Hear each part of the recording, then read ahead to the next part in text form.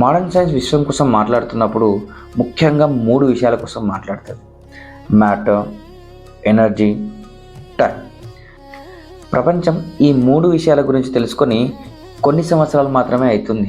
కానీ భారతదేశంలో కొన్ని వేల సంవత్సరాల క్రితమే ఈ కాన్సెప్ట్ని రూటెడ్ అండ్ డీప్గా అర్థం చేపించి అణువు, పరమాణువు, కొండలు, గుట్టలు, నదులు, సముద్రాలు, భూమి, ఉపగ్రహాలు, గ్రహాలు, నక్షత్రాలు, ఈ అనంత విశ్వం వరకు ఒకటే పదార్థంతో నిండిపోయింది.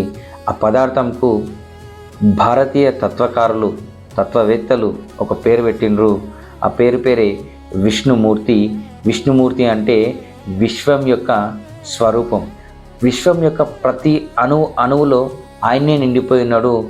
ఆయన నథింగ్ బట్ మ్యాటర్ యొక్క అవగాహనని డీప్ రూటెడ్గా అర్థం చేయించడానికి విశ్వం మొత్తం ఒకటే, విశ్వమంతా నిండి ఉన్నది ఒకటే అనే ఒక కాన్సెప్ట్ని భారతదేశం లోపల అర్థం చేయించారు. విశ్వం అనేది ఎంతుందో ఇంగ్లీష్లో చెప్పడానికి ఇన్ఫినిటీ అనే పదం వాడతారు. అదే తెలుగులోకి వస్తే అనంతమైనది ఈ విశ్వం అని అంటారు కదా. అనంత పద్మనాభుడు అనే పేరు కూడా ఎవరిది?